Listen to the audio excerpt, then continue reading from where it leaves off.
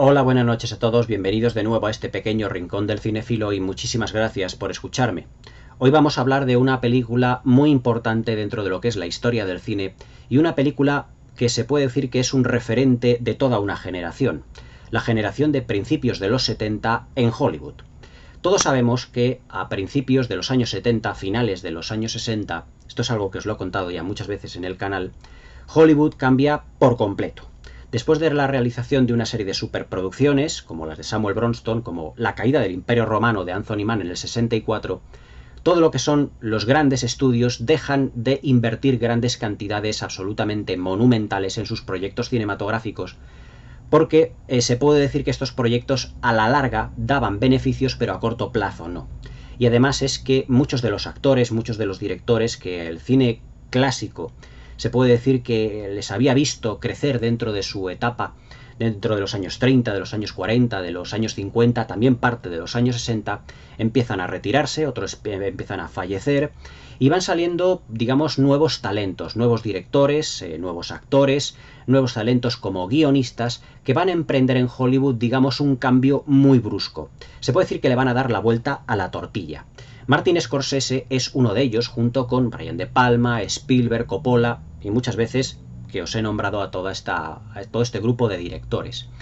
Y dentro de este grupo de directores hay 4 películas realmente que dentro de los años 70 se puede decir que definen un nuevo tipo de hacer películas dentro de Hollywood, como fueron El Padrino, de Francis Ford Coppola, Tiburón, de Steven Spielberg, La Guerra de las Galaxias, de George Lucas,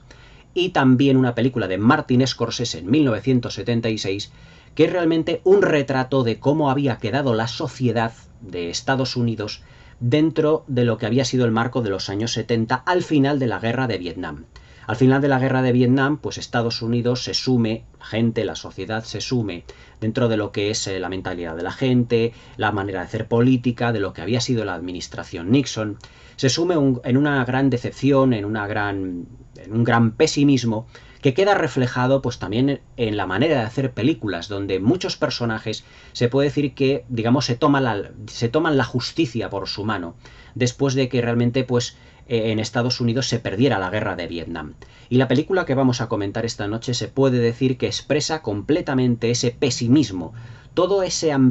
ambientación, o mejor dicho, ese ambiente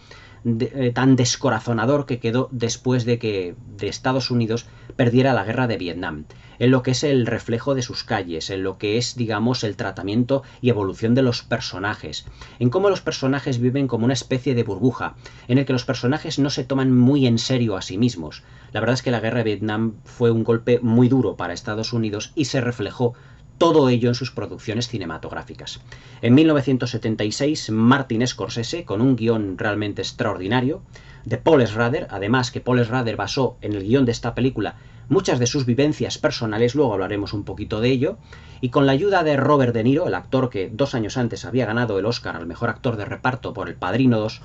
filman pues una de las películas que es para mí pues uno de los grandes referentes de los Estados Unidos de los años 70 en materia cinematográfica, que no es nada más y nada menos que Taxi Driver. Taxi Driver se puede decir que es la primera gran obra maestra de Martin Scorsese. En ese fresco, mejor dicho, en ese vídeo que yo os expuse del director especial de Martin Scorsese, expuse que antes que Taxi Driver había Martin Scorsese empezado con una serie de películas como Boxcar Berta, como Alicia ya no vive aquí, o incluso con Malas calles, donde se puede decir que conoció cinematográficamente a Robert De Niro. Y que esa experiencia cinematográfica había sido bastante buena y había dado un resultado bastante notable. Pero las grandes productoras de Hollywood no querían un cine independiente que derivase hasta cierto punto, digamos, de un cine europeo. Es decir, el cine que estaban haciendo Spielberg, Coppola, Scorsese, Brian De Palma, tenía ciertas reminiscencias de la Nouvelle Vague francesa. Y ya no solo dentro de los años 70, sino que también las había influido dentro de los años 60. Es decir, a finales de los años 50, principios de los 60, fluye en Francia un nuevo movimiento cinematográfico que es la Nouvelle Vague, que son todos estos críticos pertenecientes a una revista llamada Charles du Cinéma, que lo que hacen es criticar y atacar, por así decirlo, el cine clásico estadounidense, aportando ellos una nueva serie de técnicas narrativas. Por ejemplo, directores grandes de la Nouvelle Vague fueron François Truffaut, para mí el mejor, e incluso Jean-Luc Godard, que ha muerto pues hace relativamente muy poquito, con producciones muy importantes, que se puede decir Los 400 golpes, Jules y Jim, Al final de la escapada, o sea, películas muy importantes dentro de lo que fue la cinematografía europea y que hasta cierto punto digamos que influyó en la cinematografía norteamericana y en esta nueva generación de personajes, mejor dicho, de directores del nuevo Hollywood. Taxi Driver es una película donde se pueden ver esas ciertas influencias del cine europeo en lo que se refiere a la puesta en escena, porque si veis Taxi Driver no es una película, o en principio no parece una película de Hollywood, es decir, no parece una película que se hayan gastado dinero, un grandísimo presupuesto, en grandes decorados, en vestuario lujoso, en grandes historias. Esa época ya había pasado. Pero lo que sí recogen del cine clásico y también del cine europeo es cierta austeridad dentro de lo que es la puesta en escena. La Nouvelle Vague era un movimiento cinematográfico cuyas películas no se caracterizaban, digamos, por una grandilocuencia en los decorados, sino todo lo contrario, por una austeridad en los mismos. Pero sí dentro de los personajes una gran profundidad dentro de ellos mismos y que estaban luchando contra ellos mismos constantemente a lo largo del metraje. Algo que también Martin Scorsese plasmó en Taxi Driver, pero que ya había sido también pues uno de los elementos o denominadores comunes del Hollywood clásico, como por ejemplo en personajes de películas de John Ford o de John Huston, sin ir más lejos. Esta película, por ejemplo, se asemeja mucho en bastantes cosas, aunque no lo parezca, con una que os he comentado yo hace prácticamente nada, con el Moulin Rouge de John Huston, en el que un personaje prácticamente se autodestruye debido pues a una serie de, digamos, de problemas psicológicos que tiene, derivados de un problema físico, pero también se hace un retrato muy directo de lo que son los bajos fondos de París. Taxi Driver bebe de ese cine de John Huston, bebe de esa parte de ese cine clásico, donde Martin Scorsese lo que hace es un retrato de un personaje que poco a poco se va a ir autodestruyendo solo debido pues a unos sentimientos de soledad, de tristeza, de incapacidad de poder adaptarse al mundo que le rodea, pero todo derivado, ya os digo, de que él es un excombatiente del Vietnam, como en la película se expone de que él ha combatido en la Marina. Es decir que Martin Scorsese deja muy claro en la puesta en escena de Taxi Driver que lo que quiere dar a entender es la historia de un personaje que ha estado en la guerra, que viene completamente destruido psicológicamente y que ese Nueva York donde él está, donde él trabajará de taxista, o ese Nueva York, o ese retrato de la ciudad de Nueva York que se hace,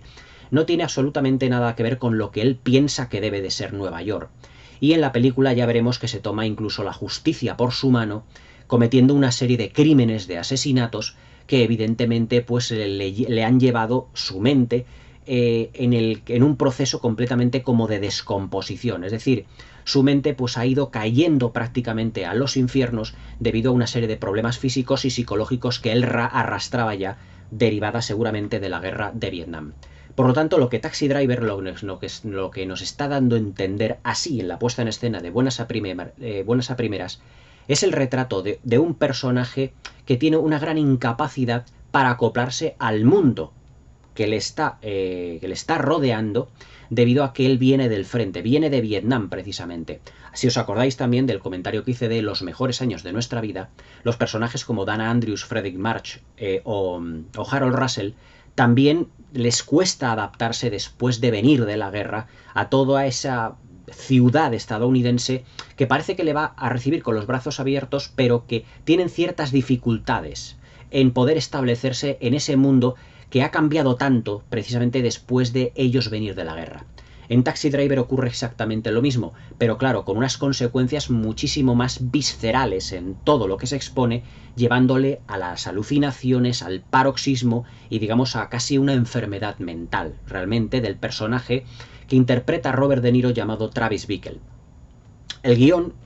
que es uno de los grandes pilares en esta película, los grandes pilares que tiene realmente Taxi Driver son la dirección de Martin Scorsese, la interpretación de Robert De Niro y también lo que es el guión de Paul Schrader. Si buscásemos un cuarto pilar, tendríamos que hablar de la banda sonora maravillosa de Bernard Herrmann, el compositor de las partituras de Alfred Hitchcock, que convierte en esta película, pues, digamos, en un claro referente de una especie como de película de cine negro. Pero todo esto ya hablaremos un poquito más adelante. Ahora nos vamos a centrar en lo que es el guión de Paul Schrader, que es realmente, digamos, la joya de la corona que tiene Taxi Driver. Paul Schrader, a principios de los 70, era un guionista, escritor que se afincó en Hollywood, en Los Ángeles, y que tuvo una serie, digamos, de experiencias hasta que pudo realmente él establecerse como escritor y como guionista de los grandes estudios, aunque lo suyo le costó. Estuvo viviendo durante bastantes semanas en un piso con una prima suya, con unos primos, con unos familiares, hasta que pudo hacerse un hueco en todo ese mundillo hollywoodiense. Y vivió una serie de experiencias en todo lo que era Hollywood Boulevard, en toda la parte también cuando estuvo viajando, hizo varios viajes a Nueva York, y vio pues una serie de maneras de poder representar en sus escritos a Nueva York, pero desde un punto de vista, yo os digo, bastante pesimista, de cómo había quedado Estados Unidos después de lo que era la guerra de Vietnam. Es decir, Paul Schrader no quiso en su guión representar una Nueva York idílica como se hacía en el cine clásico. Si os acordáis de cómo era el Nueva York en el cine clásico, pues era completamente distinto, era todo muy idílico, incluso fantasioso. Por ejemplo, una película Un día en Nueva York de Stanley Donen, donde todo está iluminadísimo, la gente va muy pulcra, muy vestida, muy bien por la calle, era todo como un mundo ideal, un mundo perfecto. Pero es que el guión de Paul Schrader y luego en la dirección de Martin Scorsese vemos que en la película es todo lo contrario. No vamos a ver esos barrios completamente de gente de clase media alta en el que todos viven de una manera realmente ejemplar y todo es perfecto y maravilloso, sino que vamos a ver, digamos, los bajos fondos, los barrios bajos, como dice el personaje de Travis Bickle, Robert De Niro en esta película, un mundo lleno de prostitución, lleno de macarras, lleno de camellos, lleno de una serie de personas que, claro, a él le resultan y le repudian, por así decirlo. Porque, claro, él no quiere estar rodeándose, después de haber estado en la guerra de Vietnam, de gente de mal vivir. Y entonces todo ello, se puede decir que al personaje de Travis Bickle todo eso le va reconcomiendo poco a poco, pero que lo va viviendo con su taxi a lo largo de esa odisea, que son las 2 horas de película, que realmente es todo un viaje, toda una bajada de los infiernos del personaje de Robert De Niro, y también funciona la película como una especie como de denuncia de ese mundo tan sumamente sombrío, tan sumamente sórdido, que Martin Scorsese y que Paul Schrader que querían reflejar en su película. Paul Schrader en su guión, ya os digo, que plasmó todo el pesimismo de una sociedad que estaba completamente enrabietada, que estaba completamente, digamos, decepcionado con todo lo que había sido la administración Nixon, con todos los escándalos que había habido, el escándalo de Watergate y evidentemente toda la decepción que había sido la guerra de Vietnam, donde Estados Unidos se había gastado muchísimos millones de dólares y que prácticamente se puede decir que todos los soldados que vinieron de Vietnam, vamos, la mayoría no vinieron, pero todos los que vinieron, o sea, los que llegaron vivos, pues todos llegaron drogados o llegaron mal de la cabeza, porque tenían que incluso allí, para soportar aquellas temperaturas y aquellas humedades tan sumamente grandes, se drogaban, es decir, que llegaban completamente destrozados psicológicamente y físicamente. Entonces todo ese mundo sórdido, todo eso es lo que Paul Schrader, todo ese pesimismo es lo que quiere representar. Y además es que lo representa en diferentes capas dentro de la película y en diferentes personajes. Dentro de lo que es Taxi Driver tenemos un reparto que por aquel entonces, en el 1976, quitando a Robert De Niro, que había sido, pues ya os digo, había trabajado con Scorsese en Malas Calles anteriormente, pero sobre todo había sido conocido por El Padrino segunda parte, que fue el que le dio el Oscar al mejor actor de reparto. Se puede decir que el resto de actores pues era pues más o menos desconocidos. Teníamos a Cybill Shepherd, que luego posteriormente la veríamos en una película, mejor dicho, en una serie de televisión, que fue Luz de Luna, pero que anteriormente le habíamos visto en una película de Peter Bogdanovich, que era una magnífica representación de lo que eran las costumbres incluso de un pueblo americano, que era, si mal no recuerdo, De repente el último verano, creo que fue esa. No me acuerdo ahora porque no estoy muy al tanto ahora de lo que era la filmografía de Peter Bogdanovich, pero que Cybill Shepherd junto a Jeff Bridges hicieron un papel absolutamente impresionante los dos. Pero Cybill Shepherd en aquella película era muy niña, muy jovencita. Aquí también lo es, por supuesto. Estamos hablando de 1976, pero que luego Cybill Shepherd se lanzaría más a la fama con la serie Luz de Luna junto a Bruce Willis. También tenemos a Harvey Keitel haciendo de chulo, haciendo de lo que es prácticamente como el jefe de esa prostituta tan sumamente jovencita que era Jodie Foster, en uno de los primeros papeles que ella tuvo para el cine. Pero que de ello, por interpretar a una prostituta, la película tuvo muchísima polémica. Creo que Jodie Foster en esta película tenía 16, 17, 15 años, era muy niña todavía. Pero en esta película se supone que representa a una niña de 13 años, que está interpretando a una prostituta. Por lo tanto, el revuelo que se generó respecto a Taxi Driver fue en eso bastante crudo. Es decir, Paul Schrader y Martin Scorsese hicieron una película muy arriesgada, ya no solo por lo que estaban retratando de lo que era ese marco histórico determinado de la historia de Estados Unidos, sino también por la sordidez de los personajes y sobre todo porque alguno de ellos roza un poquito límites ya importantes, como el personaje de Jodie Foster, pero que luego la verdad es que ella lo hizo extraordinariamente bien. Es más, a Jodie Foster no se la conoció solo por la etapa que tuvo o que hizo películas para la Walt Disney Productions, sino que también se la conoce por ser esa pequeña prostituta de Taxi Driver junto a Martin Scorsese. La verdad es que todo lo que es el reparto, los personajes, se puede decir que también viven en un mundo también muy sórdido y muy pesimista. Ahora los iremos diseccionando un poquito. Seguimos con lo que es el guión de Paul Schrader. Paul Schrader, además de representar toda esa sordidez y esa sobriedad del mundo de Nueva York, lo que quiso plasmar es la historia de un personaje que recoge toda esa sordidez de los personajes y esa decepción de la que estoy hablando y lo focaliza en uno solo, que era el personaje de Travis Bickle, que es un personaje, ya os digo, que llega de la guerra de Vietnam, no tiene trabajo, se ha dedicado a la marina y que se dedica pues a ser taxista, pero escoge el turno de noche y que prácticamente no tiene otra cosa, se puede decir que en toda su vida, que hacer más que estar con el taxi rápidamente pues de un lado a otro. En la película se nos expone que Taxi Driver, que Robert De Niro, que Travis Bickle, lo que hace es trabajar incluso muchas más horas de la que él necesita, lo que ya nos va dando a entender, dentro del inteligentísimo guión de Paul Schrader, que es un personaje que vive solo. Y que es un personaje que al vivir solo, no tiene familia, vive en un pequeño apartamento, también tan sórdido como toda la puesta en escena que hace Martin Scorsese en esta película, y que poco a poco se va obsesionando ya no solo con su soledad, sino con un modo de vida al que él no se adapta prácticamente para nada. Incluso cuando quiere ir al cine, sus compañeros incluso le toman el pelo, le engañan, y para evadir su mente o para relajarse, le dicen que vaya a ver pues películas X, a lo que él, bueno, pues desde un primer momento pues no le hace asco, se mete prácticamente en los cines X, pero se puede decir que él no está, es decir, su cuerpo está allí, pero su mente no está allí. Parece que su mente está como si estuviera en el taxi, sino que él está viviendo como una serie de experiencias dentro de los personajes que se meten dentro del taxi, que le evaden por completo, pero que a su vez le van poco a poco minando, y que cuando está en los cines o cuando está incluso con otras personas, no parece que él esté realmente ahí en persona. Mejor dicho, no parece que esté en mente ahí, está en persona, pero que no está en mente. Por ejemplo, sin ir más lejos, un ejemplo de lo que estoy diciendo, es la primera cita que tiene con el personaje de Cybill Shepherd, con Betsy. Y aquí, ¿a qué hombre se le ocurriría llevar a un cine X a una chica que él ha conocido, que se supone que él ha dicho que es la chica más bonita que él ha visto, que es la chica, digamos, más espectacular, y que ya ha conseguido tener una cita con ella, han conseguido conectar?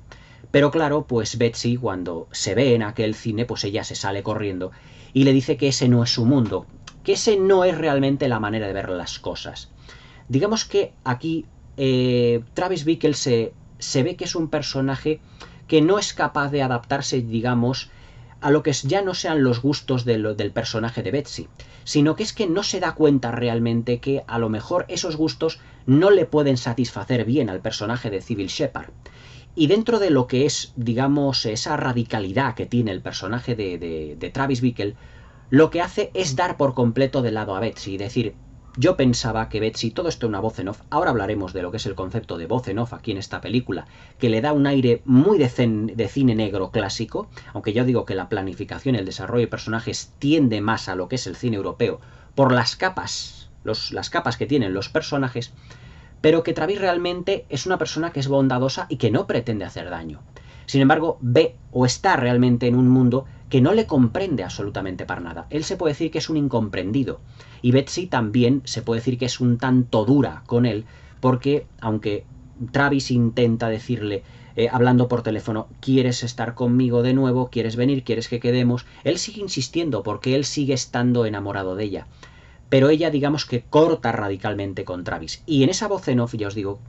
dice Travis, dice, yo creo que este personaje, es decir, el personaje de Betsy, tal y como todo el resto de personas que me están rodeando, es fría, es calculadora, es distante, y por lo tanto se va decepcionando ya con Betsy y ya no tiende a verla. Aunque para cerrar el círculo narrativo al final de la película tendrá también una pequeña conexión con Betsy, pero ya no será lo mismo, porque se supone que Travis sigue teniendo, digamos, ese pensamiento de inadaptación al mundo que le está rodeando. También dentro del guión de Paul Schrader es el guión de Schrader un auténtico estudio de lo que es ya no la incapacidad de adaptarse o la no capacidad de adaptarse a un nuevo entorno después de la guerra, sino que es también, digamos, un gran estudio de lo que es la soledad humana. Es decir, esa soledad y que deriva completamente, digamos, en una serie, no digamos de alucinaciones, pero deriva en una serie de problemas para Travis, como puede ser la hipocondria, porque él empieza a pensar que puede estar enfermo, porque él empieza a pensar que podría morirse, pero como él dice en esa voz en off, dice, pero es que no es bueno pensar que uno está enfermo, porque si uno piensa que está enfermo, cae realmente enfermo. Es decir, lo que Travis no quiere es ir cayendo, digamos, en toda esa soledad tan sumamente grande que tiene, pero que él se ve solo ante todo un mundo que le rodea. Es decir, él está, digamos, ya no solo en un mundo, ya no solo, digamos, físicamente, porque bueno, él intenta tener citas, intenta tener amigos, sus amigos taxistas que se burlan de él, sino que psicológicamente él no logra conectar absolutamente con nadie. Es más, hay un plano dentro de la película que él está hablando por teléfono en un sitio y la cámara de Martin Scorsese lo que hace es moverse, un pequeño traveling, lo que hace es moverse y vemos un pasillo muy largo hacia una puerta al exterior de la ciudad, donde ese pasillo está absolutamente solo. Es decir, es como una representación visual que nos quiere dar Martin Scorsese de lo que es en realidad el mundo de Travis, un mundo en el que él está solo, un mundo en el que esa soledad le obliga incluso a unas acciones, como veremos posteriormente, se transformarán en un clímax absolutamente demoledor y muy sanguinolento y realmente terrible dentro de la vida de Travis. Pero yo os digo que el trasfondo que tiene Travis no es malo realmente, porque incluso a esa prostituta que interpretada por Jodie Foster, tenemos en la película una especie como de relación paternofilial, porque Travis sabemos que odia a todas esas tribus urbanas que hay, nos lo deja bien claro dentro de lo que es la película, pero que odia como personas como los chulos, como los proxenetas, se estén aprovechando de niñas como Jodie Foster, interpretando a esa prostituta, ya os digo que tiene 13 años. Y entonces en un primer contacto que tienen, pues le intenta Robert De Niro decir que vuelva a su mundo realmente. Y Jodie Foster es como si se lo fuera pensando, pero tiene que librarle de ese proxeneta interpretado por Harvey Keitel. Es decir, lo que intenta el personaje de Travis Bickle, de Robert De Niro, es intentar poner un poco de orden y concierto dentro de lo que es su mundo, dentro de lo que es su mentalidad, es su mundo, a ese Nueva York tan sórdido que vemos en la película. Al igual que en la película de Moulin Rouge, dirigida por John Huston e interpretada por José Ferrer, el papel de Toulouse-Lautrec, nosotros vemos el mundo de ese París de Toulouse-Lautrec, lo veíamos a través de los ojos del pintor. Por ejemplo, en esos personajes del Moulin Rouge que tenían esos rasgos, digamos, tan exagerados, pero porque estaban representados en las pinturas de Toulouse-Lautrec. Exactamente igual lo vemos aquí. Nosotros vemos el mundo, ese Nueva York de bajos fondos, a través de los ojos de Travis. Es decir, Travis y nosotros es como si fuésemos dentro del taxi y viviésemos todas sus experiencias y nos encontrásemos con toda esa, ¿cómo diría yo?, con toda esa fauna que vive en el Nueva York de esos ambientes tan sórdidos. Los personajes que dentro del guión, dentro de la película, van metiéndose dentro del taxi de Travis, digamos que son una fiel de representación de ese Nueva York tan sórdido. Por ejemplo, que son el político, que se llamaba, si mal no recuerdo, Palantine, ese político un tanto mediocre, como ese discurso no menos mediocre que da casi al final de la película. Luego también el propio Martin Scorsese haciendo un pequeño cameo. Y también un hombre que ha entrado con una prostituta dentro de su coche. Digamos que esos tres digamos, estereotipos de personajes que han entrado dentro del taxi de Travis son una representación física del mundo del Nueva York que Travis recorre. Pero que todo ello también es algo como si para Travis le estuviese volviendo completamente loco, porque él termina odiando todo lo que va ocurriendo. Por ejemplo, dentro de la secuencia en la que Robert De Niro coge a ese señor que mete a la prostituta dentro de lo que es el coche, se nos da a entender después, en una secuencia, después en el que Robert De Niro dice: muchas veces tengo que limpiar incluso de sangre y de semen lo que es realmente el asiento trasero. Es decir, fijaos ya el odio que Travis va cogiendo a todo lo que son esos personajes sórdidos de ese Nueva York por donde él va circulando, realmente porque, fijaos, le deja pues la parte trasera del coche hecho un asco. Es decir, practican incluso relaciones dentro de lo que es la parte trasera del coche. Es decir, lo que tiene que aguantar ya Travis es realmente ya no sórdido, sino también de un mal gusto tremendo. Pero es que luego, por ejemplo, cuando coge el personaje de Martin Scorsese, en ese cameo, que le dice a Travis, dice: mire, quédese parado aquí y fíjese en la luz de ahí que hay en ese edificio. Esa no es mi casa, pero esa sí es mi mujer. Y mi mujer me está engañando con otro hombre, con otro señor. Y lo que voy a hacer cuando llegue a casa y mi mujer llegue es que la voy a matar. La voy a matar tremendamente. Claro, Travis al volante se queda impertérrito, pero todo eso le va calando, le va calando, le va calando. Todos esos personajes, todo ese Nueva York tan sórdido a través de esos personajes, le va realmente calando de una manera muy profunda. Es decir, él, digamos que todo lo que Paul Schrader quería mostrar en el guión, de esa sordidez, de ese Nueva York tan sumamente destructivo y desolado, de esa extensión que se puede decir que era Nueva York, Manhattan o incluso todo Estados Unidos, todo ese pesimismo prácticamente se palpa en la película a través de los personajes que lleva a Travis a través del coche, de lo que es el taxi. Incluso, por ejemplo, cuando entra este senador, Palantine, le dice Robert De Niro, dice Travis: vaya, usted es el senador, yo estoy haciendo campaña por usted y me gustaría decirle una serie de cosas. Y el senador le dice: bueno, ¿qué es lo que le preocupa a usted? Y Travis, ni corto ni perezoso, le dice: que limpie usted las calles de Nueva York porque están llenas de basura, refiriendo todas esas tribus urbanas de prostitución, de macarras, de proxenetas, de drogadictos, todo el mundo en el que Travis se está moviendo en ese momento. Y claro, pues el senador se queda un poco mirándolo, porque va con un compañero suyo, perdón, va con dos compañeros, se quedan mirando como diciendo: bueno, es que es muy difícil lo que usted pretende hacer. Y Travis se queda con la copla como decir: es que ni siquiera los políticos realmente van a ser capaces, dentro del mundo de Travis, estoy hablando dentro del mundo de Travis, realmente de limpiar las calles de Nueva York y de limpiar Estados Unidos. Es decir, él que venía de la guerra de Vietnam, de ver tanta muerte, tanta destrucción, lo que quiere evidentemente es un país o una ciudad lo más idílica posible, y lo que se encuentra por las noches es realmente sórdido y tremendo. De ahí que su mente tiende a querer tomarse la justicia por su mano y limpiar todas las calles de Nueva York. Es más,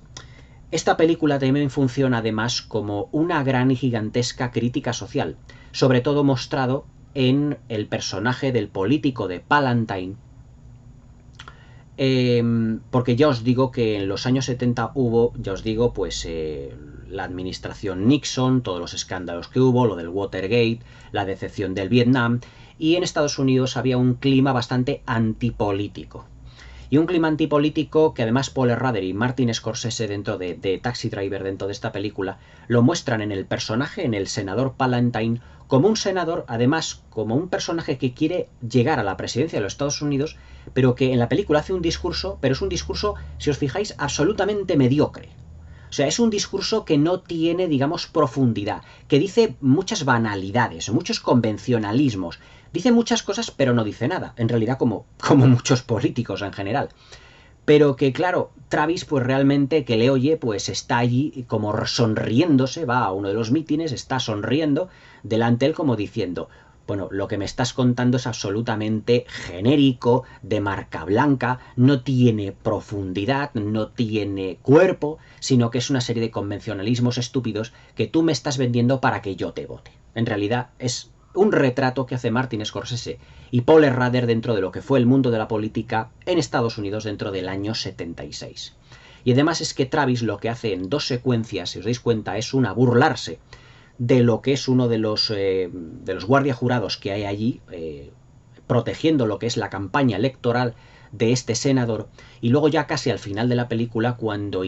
hace un amago como de intentar matarlo, cuando ya ha comprado todas esas armas, ha comprado todas esas pistolas, todas esas armas, digamos, clandestinamente, porque él llega a un momento, el personaje de Travis llega a un momento que no ve salida, digamos, a todo el mundo que le rodea. Hay una secuencia donde está viendo la televisión, que está con una pistola en la mano, una secuencia muy visual que lo da a entender todo. Y es cuando yo creo que ahí Travis hay digamos, un giro dentro del argumento en el que ya se le funden los plomos a Travis y él directamente decide que tiene que hacer algo para intentar encauzar ese Nueva York tan sórdido que él conoce. Y es que en la secuencia donde está viendo al senador en la televisión diciendo nuevamente las mismas tonterías que suelen decir los políticos, pone el pie donde está el televisor y poco a poco lo va empujando hasta que el televisor cae. Como diciendo, te voy a matar, te voy a derribar, voy a matar a este personaje que realmente no está haciendo absolutamente nada. También hay otra secuencia en el que en ese mismo momento él ya sabe que no hay dentro de su mente un retorno, por así decirlo, y es cuando él pierde, digamos, todo respeto hacia los demás y por sí mismo. Es como esa frase que dice el capitán Willard en Apocalypse Now de Francis Ford Coppola, dirigiéndose al coronel Kurtz, que dice, primeramente rompió consigo mismo y luego rompió con todo el mundo. O era al revés, rompió con todo el mundo y luego rompió consigo mismo. Se puede decir que aquí que el personaje de Travis hace lo mismo. Primeramente lo que hace es romper con todo el mundo que le rodea, porque hay una secuencia en la que él está así, con los puños, con los brazos en la mente, diciendo, todo lo que me rodea, todo lo que me rodea, todo lo que me rodea es basura, todo lo que me rodea es horrible, es mierda. Y ahí es donde le vemos que la manera de actuar, digamos que actúa como ser una especie de justiciero. Pero hay un giro tan sumamente impresionante en esta película que la hace políticamente incorrecta, y que además nos hace replantearnos como espectador todo lo que venía y todo lo que ha habido anteriormente. Si os fijáis también el personaje de Betsy, es un personaje que también en ella se refleja, digamos, ese pesimismo de Estados Unidos. Porque ella empieza a salir con el personaje de De Niro, pero si destripamos un poco el personaje de Betsy, el de Sybil Shepherd,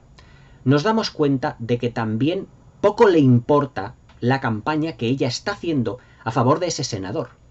Hay una secuencia que tiene dentro de una oficina donde están con el senador, vamos, que están preparando carteles para dar, digamos, los mítines con el senador, y ella está hablando con un compañero suyo allí de oficina y no se están creyendo la campaña de ese señor, diciendo, bueno, podemos decir que tiene un buen discurso, podemos decir que es atractivo, podemos decir que es guapo, podemos decir incluso que es sexy. O sea, fijaos todos los inventos y todos los epítetos que tienen que gastarse para definir a un político, porque realmente de contenido no tiene absolutamente nada. Es decir, ni siquiera el personaje de Betsy, que es un personaje que está completamente asqueado también de su vida, porque tiende a salir también con Robert De Niro, que le demuestra que tiene un buen fondo, pero que realmente no tiene, digamos, no está así el 100% como en sus cabales. Ella también no se toma ni siquiera en serio su propio trabajo. De ahí que también Paul Schrader no solo cargue las tintas de pesimismo y de sobriedad sobre el personaje de Robert De Niro, sino sobre todos los personajes de la función, sobre Sybil Shepherd, sobre Robert De Niro, sobre Harvey Keitel y sobre todo también el personaje de Jodie Foster, con el que ha realizado, digamos, ha tenido una relación paternofilia, diciendo que tú no puedes estar realmente vendiendo tu cuerpo a muchísima gente, y tú tienes que estar en un instituto, tú tienes que salir con chicos, tú tienes que estudiar, y realmente ya no termina de creérselo, pero le empieza a dar vueltas, sobre todo en esa secuencia donde Harvey Keitel pues se queda con ella y trata de intentar convencerla de que no se vaya, porque ella ya después de ese monólogo que ha tenido Travis con ella, le dice que no, que tiene que volver a vivir la vida y todo eso. Y es cuando ya Travis realmente, cuando ve que él no es capaz de ser capaz, no se ve capaz de librar, digamos, a una niña de 13 años de ese mundo tan sórdido, con ecos de John Ford, en este caso de Centauros del Desierto, en el que, si os acordáis, John Wayne va en busca, digamos, de su sobrina hija. Esa relación paterno-filial es similar aquí, porque John Ford quería salvar a Natalie Wood de los indios. Sin embargo, aquí Travis lo que hace es salvar a Jodie Foster de los proxenetas, es decir, de una especie como de esclavitud que tiene. Natalie Wood termina yéndose en Centauros del Desierto, y permitidme el inciso, termina yéndose realmente con la que eran, pues con sus amigos o con los amigos de su familia, salvándole John Wayne de ese mundo de los indios, que él tanto odiaba. Pues Travis Bickle odia el mundo donde está realmente Jodie Foster y la salva de esos indios, entre comillas, que son los proxenetas. Es decir, es un paralelismo que hay Paul Schrader y que Martin Scorsese, grandes admiradores de John Ford, tuviesen como guiño realmente al clásico. Pero realmente ahí es donde Travis pues ya irá marcando la pauta para lo que es ese final y ese clímax tan sangriento. Pero es un clímax, ya os digo, realmente pues que nos cambiará los esquemas por completo. Si esta película tuviese que asemejarse, por ejemplo, a un film moderno, yo diría que Taxi Driver podría ser, mejor dicho, que el Joker de Todd Phillips podía ser el Taxi Driver, digamos el Taxi Driver de los tiempos de hoy en día. Es decir, un hombre realmente, como el Joker, como el personaje de Todd Phillips, el personaje que interpreta Joaquin Phoenix, dirigido por Todd Phillips en esta película, en el que él es bueno, el que él tiene una serie de problemas, pero que poco a poco todo se le va poniendo tan cuesta arriba que termina pues tomándose la libertad por su mano. Es decir, los paralelismos que habría que establecer entre el Taxi Driver, entre Robert De Niro, Travis Bickle y el Joker en su película, son realmente muy importantes. Incluso los dos sufren acciones que son repulsivas para ellos. O sea, Travis es cuando va en su taxi, es atacado constantemente. Es decir, que todo va en la película cargando, digamos, las tintas sobre el personaje de Travis para que Travis al final de la película explote y se tome la justicia realmente por su mano. Esta película ya se puede decir que el segundo pilar que tiene ya es el guión, que la verdad es que es, ya como os estoy diciendo, es muy rico en capas, en la representación de ese Nueva York tan sumamente sórdido, en lo que es el pesimismo de la sociedad, en lo que era la corrupción, mejor dicho, digamos la banalidad de los políticos. También otro de los pilares, además del guión de Paul Schrader, es la dirección de Martin Scorsese. Esta es una de las películas mejor dirigidas de Martin Scorsese, sin duda alguna. Podríamos decir que a lo mejor su película mejor dirigida, porque sabe mantener un equilibrio en todas las secuencias, como evidentemente muchos de los grandes directores europeos sabían hacer. Aquí es donde Martin Scorsese sí se fija bastante en los directores europeos, en el sentido de que la película, el guión, tiene muchas capas, pero no tiene excesiva historia que contar para las 2 horas de metraje. No tiene un montaje muy acelerado, sino que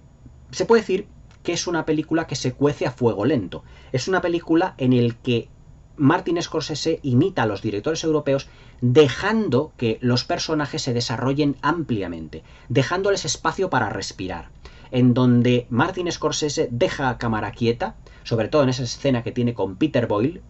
uno de los actores que hace de otro de los taxistas, compañeros de De Niro, compañeros de Travis, en el que le va pidiendo consejo, y cómo Robert De Niro, mejor dicho, cómo Martin Scorsese deja la cámara quieta y lo que hace es que los personajes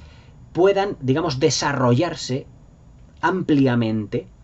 y además de una manera pacífica quiero decir, sosegada, lenta. Es decir, poco a poco los personajes van creciendo. Es decir, en ese sentido no tiene un montaje Taxi Driver típico del cine norteamericano, que luego, por supuesto, Martin Scorsese retomaría, por ejemplo, como en Casino, como en Gangs of New York, en el que, como uno de los nuestros, en el que la cámara se está moviendo constantemente. Pero es que en Taxi Driver, si os dais cuenta, no. La dirección de Martin Scorsese en Taxi Driver es atípica. Deja la cámara muchas veces quieta y deja que el personaje dentro del plano desarrolle su papel. Si os dais cuenta, en Taxi Driver no hay grandes movimientos de cámara. Hay algunos travelings que acompañan realmente a Travis en lo que es su odisea dentro del Nueva York. La cámara se queda como quieta dentro o fuera incluso en lo que es la carrocería del taxi, para darnos a entender de que nosotros vamos acompañándole, pero no es Taxi Driver una película de grandes alardes visuales, ni muchísimo menos. En ese sentido, se asemeja mucho la película de Scorsese a lo que es la manera de filmar de los directores europeos más de la Nouvelle Vague. Es decir, la cámara, digamos que es como más experimental, y los planos no están tan sumamente estudiados, en el sentido de que la cámara no está colocada en lugares muy rimbombantes, como hacían, por ejemplo, Orson Welles, o como hacían otros sus compañeros suyos, como Coppola o como Spielberg, sino que directamente Martin Scorsese deja la cámara, deja que los personajes tengan un plano medio, y ahí directamente se desarrolla toda la acción. Visualmente podemos decir que dentro de la dirección de Martin Scorsese no es que Taxi Driver sea una apoteosis de planos medios, pero es lo que más abunda. Pero es que Martin Scorsese hace de este defecto virtud, y dentro de todos esos planos medios lo que vemos es evolución de personajes siempre, debido al magnífico guión, evidentemente, que tiene venido de escrito por Paul Schrader realmente. Es decir, la dirección de Martin Scorsese es muy atípica de lo que luego nos daría en posteriores títulos el mismo. Evidentemente el mundo de Martin Scorsese y su filmografía han ido evolucionando. No tiene nada que ver la dirección de Guns of New York, o incluso de mi película favorita, de La Edad de la Inocencia, con la filmación de Taxi Driver. Taxi Driver, dentro de la filmografía de Martin Scorsese, es como un rara avis, pero un rara avis en el sentido de que él se dejó influenciar más, digamos, por todos esos directores europeos que, digamos, que hacían más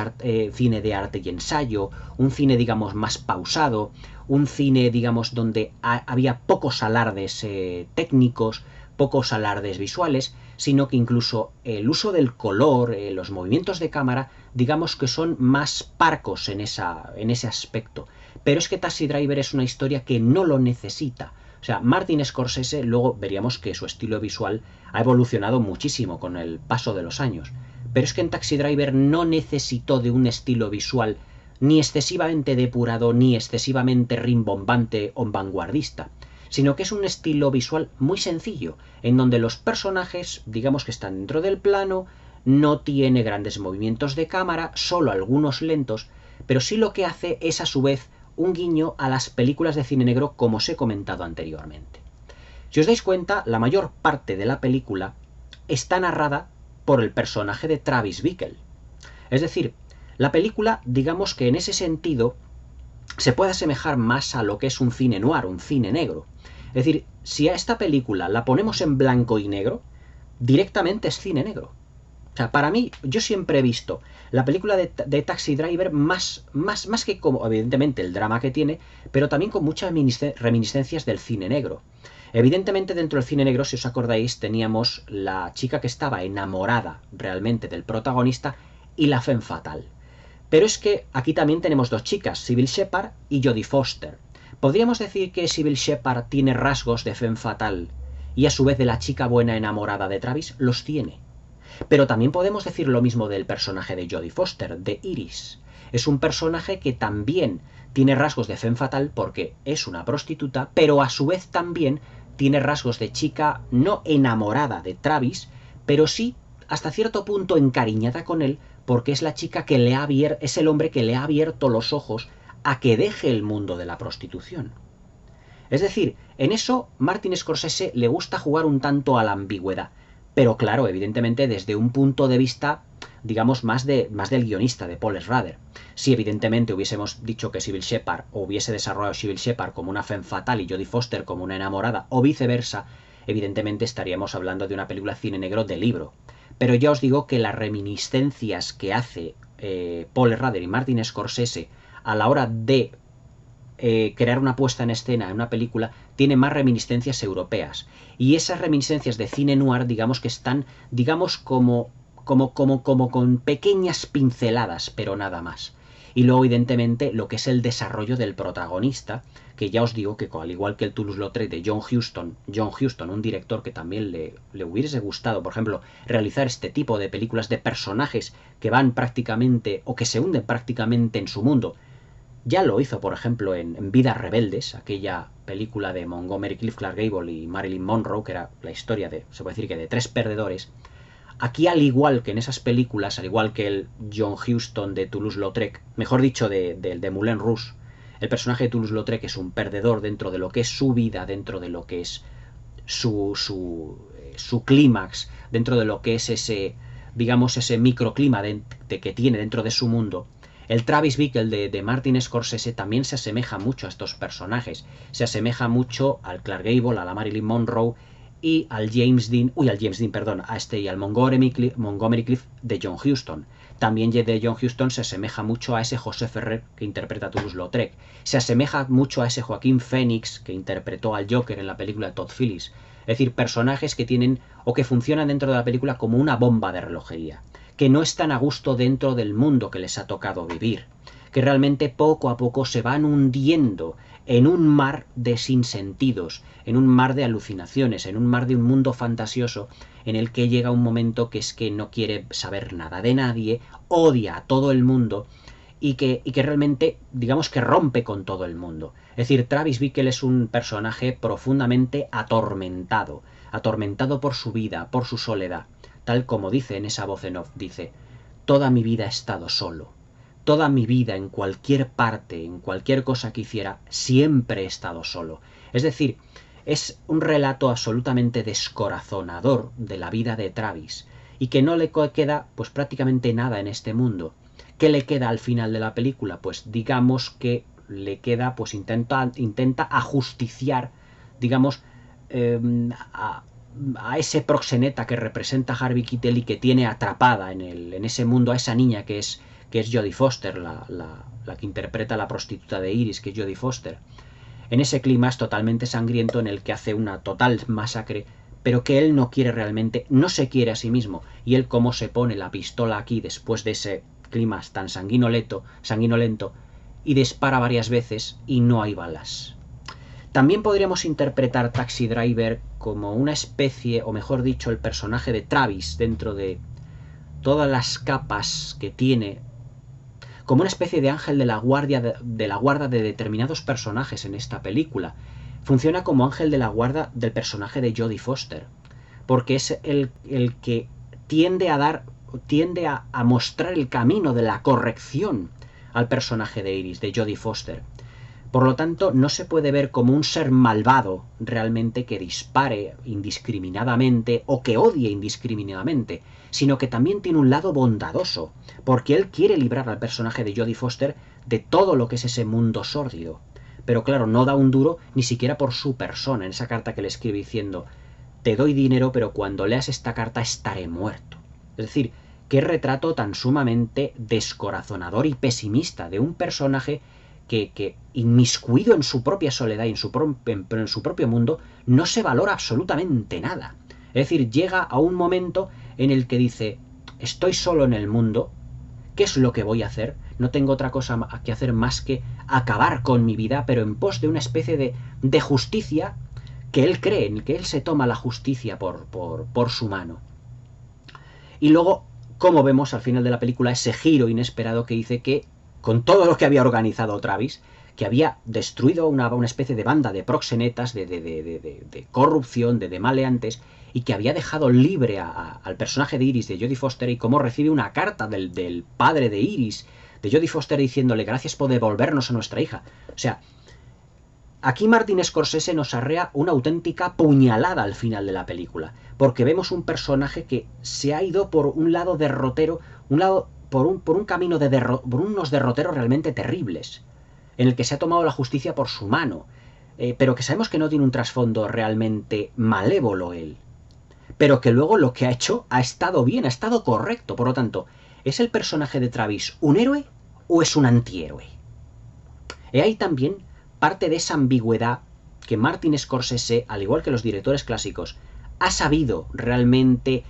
calcular con una delgada línea roja, trazando una delgada línea roja para que digamos, es un ser repugnante porque odia a todas las personas que hay en este mundo, se odia a sí mismo y trata a Betsy como alguien frío y calculador y como alguien vulgar cuando a lo mejor no lo es tanto, pero realmente acaba de salvar a una niña de unos proxenetas. Por lo tanto, ¿es un héroe o es un antihéroe? La misma pregunta que nos hicimos, por ejemplo, cuando vimos el Joker de Todd Phillips. ¿Es realmente el Joker un héroe o un antihéroe? Porque al final de la película vemos que él, después de prácticamente matar al final de la película a Robert De Niro en el plató de televisión que hay, se puede decir que el Joker es el Travis Bickle del siglo XXI, es tratado como un héroe por muchísima gente. O sea que es que en ese sentido, el personaje de Travis, el personaje de Robert De Niro, es una especie como de ángel de la guarda, pero a la vez es un personaje torturado consigo mismo, a la vez es un personaje que está, digamos, en conflicto con su mente, a la vez no puede dormir, a la vez es un personaje que es incapaz de amoldarse o adaptarse al mundo que le rodea, es un inadaptado, a la vez es un personaje sórdido y totalmente, como os diría yo, salido de sus casillas en todas las acciones que él hace en un momento dado, que le tratan como un auténtico loco durante una buena gran parte del metraje, como le trataban al personaje del Joker de Todd Phillips en la película. ¿Qué podemos decir? Esa ambigüedad que Martin Scorsese da en la película, ¿con cuál nos quedamos? ¿Es realmente un héroe? ¿Es realmente un antihéroe? ¿Hizo bien en esa masacre que hace al final de la película? Al parecer sí, porque luego le vemos que después de haber estado él realmente en coma y todo ello, pues vuelve a coger su taxi, pero fijaos que el final de la película de Taxi Driver es realmente revelador, en una secuencia de que Travis no ha cambiado realmente. Es decir, todo lo que ha sido las experiencias que ha tenido hasta ese momento, para él han sido, después de haber estado en Vietnam, han sido como un episodio más dentro de su vida. Lo que a nosotros nos ha podido parecer como toda una odisea, para el mundo de Travis es algo que es algo como muy habitual en su vida, pero que vemos que es un hombre que ha roto consigo mismo y que sigue despreciando a la gente. Al final de la película vemos que Betsy coge su taxi, pero ya Travis no la trata de la misma manera. Incluso Betsy la vuelve a decir Travis, como diciendo, volvemos a salir, ¿por qué? Porque ha visto en los periódicos de que Travis es un héroe. Pero claro, volvemos, evidentemente, a la representación superficial de ese Nueva York tan sumamente pesimista que Paul Schrader había puesto en su guión. Es decir, Travis Bickle no vuelve a caer en la trampa de volver a estar con una persona que para él, volvemos a su mundo interior, que para él realmente lo que representa es, digamos, como un exponente más, una ficha más en un tablero en el que todas las fichas son iguales. Porque lo dijo de Betsy, es un personaje frío, distante, como todos los demás. Es decir, Travis ha roto consigo mismo, pero después de todo lo que ha ocurrido al final de la película, ¿es un Travis distinto o es un Travis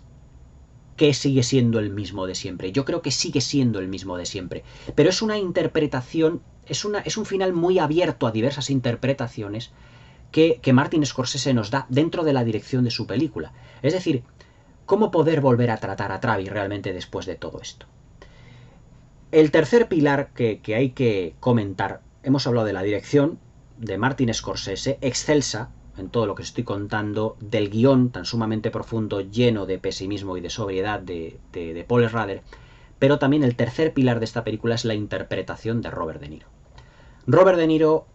que para mí es uno de los mejores actores de todos los tiempos, ya os lo expuse aquí en un vídeo que hice aquí en el canal de los cuales pensaba yo que eran los mejores actores de la historia del cine. Robert De Niro compone aquí un personaje una interpretación absolutamente brillante, brillante en todos los aspectos. Porque es que el personaje de Travis al principio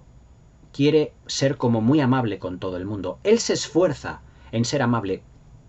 con todo el mundo al principio de la película. Y Robert De Niro le vemos dentro de lo que es su puesta en escena de su personaje, que él tiene una mirada de bondad, pero que todo lo que va ocurriendo a su alrededor le va cambiando. Va despertando, digamos, ese instinto dentro de él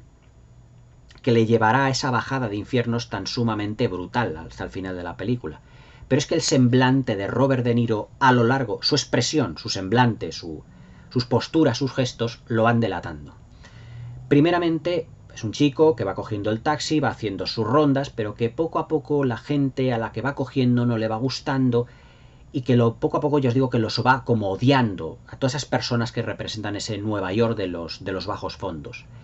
En la secuencia en la que está Martin Scorsese con él dentro del coche, ese señor que decía, vea usted a esa mujer en ese piso, que no es mi piso, que es mi esposa y que se va a acostar con otro hombre, vemos ya que Robert De Niro, Travis, tiene unas ojeras muy marcadas. No consigue dormir. Todo eso le va calando, le va influenciando en su manera de ser. Pero él ya tiene unas ojeras ya muy prominentes. Cuando le ocurre también el episodio de Betsy, él sufre una, por así decirlo, en ese error que él ha cometido, que para él pues no es nada, sufre una gran decepción, lo que le va hundiendo más en ese pozo de soledad que le va dejando, por ejemplo, en ese camastro que tiene dentro de lo que es su habitáculo, y cómo él pues va durmiendo de una posición, de otra, pero que va teniendo un insomnio cada vez más acentuado. Es decir, ¿qué hacer con su vida? Para él ya todo el mundo está completamente desganado. Y en la interpretación de Robert De Niro se ve cómo la transformación física del personaje va haciendo a su psicología. Y cómo al final de la película ya le vamos viendo desnudo cintura para arriba, cómo va haciendo ejercicios para fortalecer sus músculos, digamos para convertirse en una persona un tanto atípica. El famosísimo rapado que se hace con las gafas de sol y con la cresta, transformándole en un personaje que ya visualmente y psicológicamente no tiene nada que ver con el Travis que habíamos conocido al principio de la película. Se puede decir que la interpretación de Robert De Niro y dentro del argumento el arco dramático que Robert De Niro sabe plasmar con todo tipo de expresiones, de miradas, de gestos, todo representado en el vestuario, en su manera de vestirse, en su manera de peinarse, en la manera de raparse, en las gafas de sol que va ocultando, porque las gafas de sol, en ese sentido, al final de la película, que es cuando él más las lleva, cuando está en el digamos, en el meeting político de Palantine, digamos que las gafas son como una máscara para Robert De Niro en esta película. Es decir, representan o quieren ocultar a un personaje que él realmente no es y que poco a poco se va transformando. Es decir, cuando nosotros vemos a Robert De Niro al principio de la película, cuando va saliendo con Betsy, que él va con su cazadora, con sus pantalones, que va bien peinado, y cómo le vemos al final de la película con esa chaqueta un tanto ya desajada de militar, con ese verde que ha perdido descolorido, con esas gafas para que no se le vean los ojos con las ojeras, con esa cresta que tiene, armado de armas, cómo en esos planos de detalle Martin Scorsese, con ese puñal que tiene en la bota, va insistiendo mucho Martin Scorsese en ese plano detalle, en ese puñal que él tiene, en esas armas que va ocultando en los brazos. ¿Cómo va cambiando? ¿Cómo va cambiando el semblante de De Niro en la película? Por eso digo que Robert De Niro hace una interpretación absolutamente memorable, una de las mejores de toda su carrera. Algunos dirían que la mejor, pero sin duda pues uno de los personajes más profundos, y que las capas de lectura que Paul Schrader le dio a Scorsese para que dirigiera están magníficamente representadas en la puesta en escena del personaje de Robert De Niro. Y luego la guinda del pastel que tiene esta película, a mi modo de ver, es la banda sonora, la magnífica partitura de Bernard Herrmann. Bernard Herrmann había sido el compositor habitual de las películas de Alfred Hitchcock. Bueno, en el 76 todavía no había muerto Alfred Hitchcock, pero había compuesto muchísimas bandas sonoras para Alfred Hitchcock. Pero es que la banda sonora que compone Bernard Herrmann para Taxi Driver es una banda sonora que directamente tiene incluso como pinceladas de romanticismo, porque la película también podemos interpretarla como la historia de un personaje hasta cierto punto romántico. Ese romanticismo le vemos en cómo trata a Betsy al principio, cómo se dirige realmente Robert De Niro al personaje de Betsy. Usted es la mujer más bella que he visto en mi vida, la mujer más guapa, pero creo que tiene un profundo sentimiento de soledad. Me gustaría a usted invitarla a un café. Es decir, que hay un romanticismo muy propio del cine noir, del cine negro en esta película, muy propio de los personajes, como por ejemplo ese Philip Marlowe de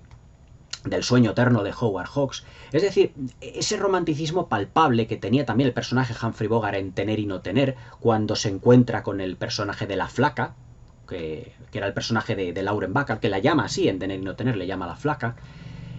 pero que ese halo de romanticismo lo sigue teniendo. Y la banda sonora nos lo va acentuando en muchas secuencias. El tema principal de Taxi Driver es un tema eminentemente romántico, si os dais cuenta, pero también muy de cine negro. Martin Scorsese, yo creo que con su cámara, con la banda sonora, nos ha querido mostrar un Nueva York sórdido, pero dentro de una historia que apela mucho a un romanticismo que estaba muy presente en el cine clásico. Es decir, no solo Martin Scorsese dentro de su dirección nos quiere dar a entender de que Taxi Driver es una película que representa la bajada a los infiernos de un hombre, pero que además lo que es la profunda psicología que tiene el personaje de Robert De Niro también tiene tintes románticos. Él es capaz incluso en esa segunda cita de comprarle el disco de Chris Christopherson que había dicho Betsy, que luego Betsy se lo recrimina de una manera harto despectiva, como diciendo es que ya lo tengo, como despreciándose ese regalo a un hombre con el que ha estado saliendo, pero que ha tenido, digamos, el error de llevarla a ella al cine equivocado, por así decirlo. Pero no lo había hecho con mala intención. Sin embargo, el personaje de Betsy con Travis es implacable. Por lo tanto, podemos decir que es como una especie, ya os digo, como de ángel el personaje de Robert De Niro en esta película, y realmente los malos son todos los que están alrededor porque no le entienden. ¿O es el personaje de Robert De Niro que es el demonio y los demás son ángeles que no comprenden a él? O viceversa. Fijaos la ambigüedad de la puesta en escena de Scorsese en ese sentido. No sé qué pensaréis vosotros, pero realmente es difícil de definir esa línea roja que traza Scorsese en esta película, de decir si Robert De Niro, si Travis es un auténtico demonio o es un ángel o es una mezcla de los dos. De ahí la riqueza que tiene y la complejidad que tiene un film como Taxi Driver. Todo ello, evidentemente, enfocado en 4 pilares que os acabo de describir.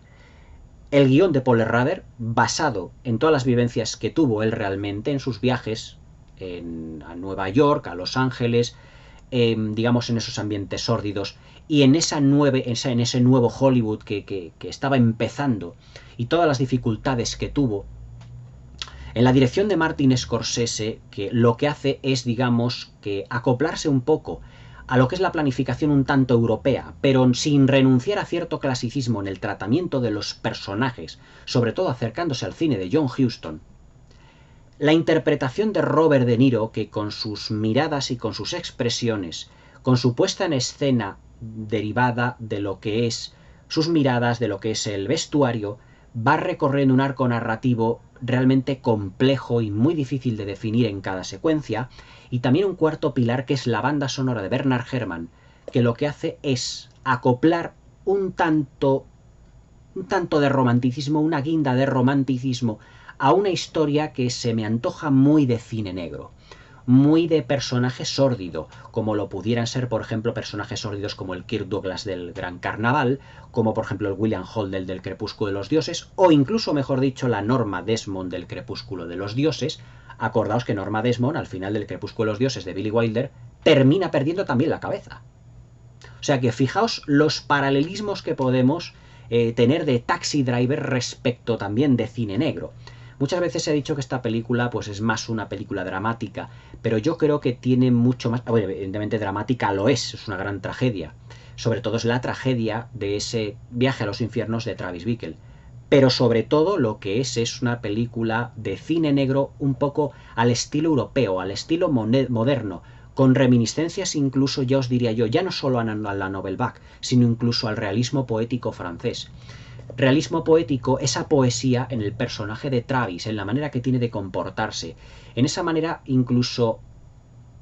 para lo que él es capaz de hacer, incluso de matar realmente, no es como un asesino cualquiera,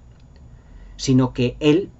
cree profundamente que lo que está haciendo se lo está creyendo realmente, que es importante dentro de lo que es el devenir de lo que es la ciudad. Y sobre todo, evidentemente, como ya os dije en el Moulin Rouge de John Huston, ese retrato de París que hace de los bajos fondos un retrato de los bajos fondos de Nueva York como no lo habíamos visto, o como, digamos, Hollywood no lo había visto.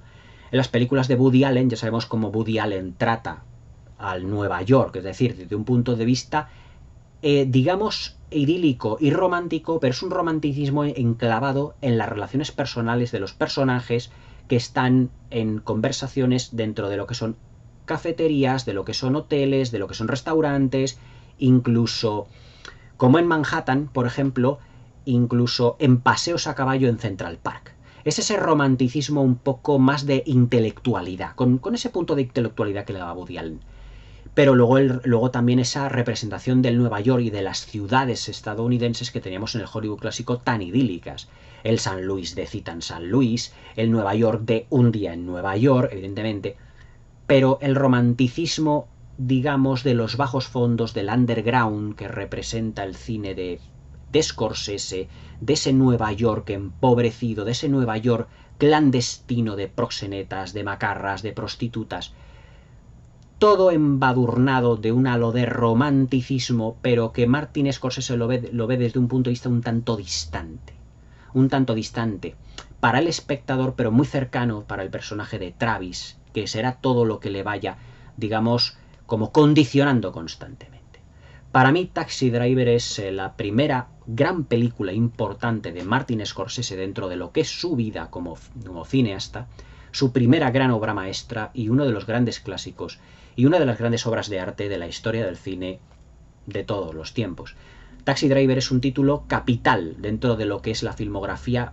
ya no solo del nuevo Hollywood, sino de lo que es la filmografía del cine contemporáneo y del cine moderno. La radiografía que hace, yo os digo, Scorsese de Nueva York luego sería imitada 1000 veces en 50.000 películas. ¿Cuántas películas hemos visto en la que los personajes recorren ese Nueva York donde hay proxenetas, prostitutas, macarras, drogadictos, toda clase de gente de mal vivir?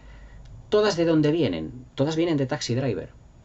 Todas vienen de Taxi Driver. O sea, hay tantos clones de Taxi Driver y tantos personajes que se terminan tomándolos como la justicia por su mano, pero que no son realmente malos, sino que todo depende del color del cristal con que se mire. Pero todo eso de dónde viene, de Taxi Driver, todo viene de Martin Scorsese, todo viene de ese maravilloso guión de Paul Schrader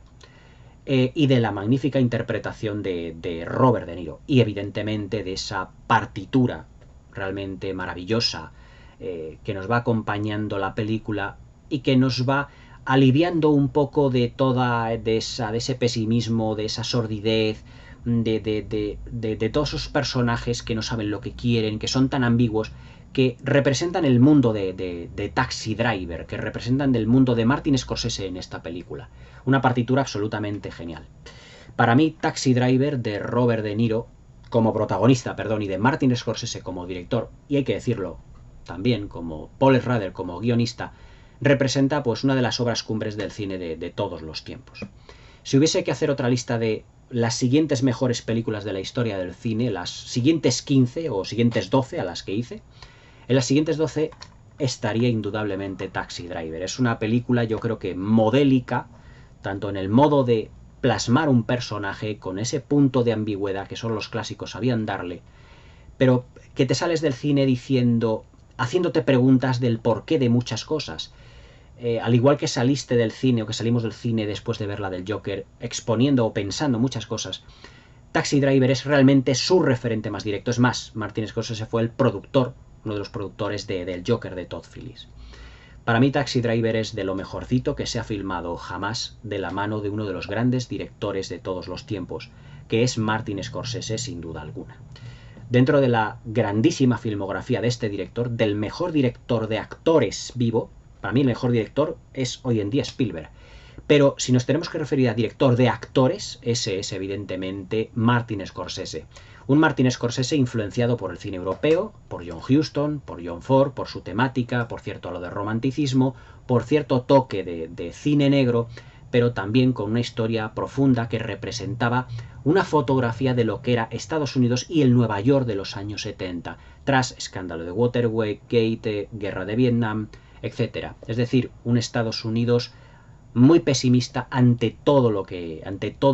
había ya vivido. Es decir, Taxi Driver es un retrato, una fotografía de Estados Unidos dentro de una determinada época y dentro de un marco. Y ya os digo, junto con La Guerra de las Galaxias de George Lucas, Tiburón de Steven Spielberg y El Padrino de Scorsese, representan esas 4 películas que se puede decir que dieron un vuelco por completo a Hollywood dentro de sus respectivos géneros. Dentro de lo que es el cine negro, la ciencia ficción, el drama y dentro de lo que es el cine de terror. Realmente Taxi Driver, una obra maestra de todos los tiempos y uno de los grandes títulos de Martin Scorsese. Posiblemente su mejor película. Posiblemente. Espero que os haya gustado este vídeo, esta disección de una película de Martin Scorsese, porque yo creo que merece Martin Scorsese una disección con esta película, con Taxi Driver, realmente amplia. Su cine es muy rico, muy complejo, ya lo he dicho varias veces, y es un cine absolutamente inolvidable e inigualable. Un Martin Scorsese absolutamente brillante en Taxi Driver. No os la perdáis por nada del mundo. Espero que la veáis, que podáis disfrutarla, que me comentéis, que os suscribáis al canal, que le deis al like, eso me ayudará muchísimo. Y espero que nos podamos ver en el siguiente vídeo. Que tengáis una buena velada y hasta mañana.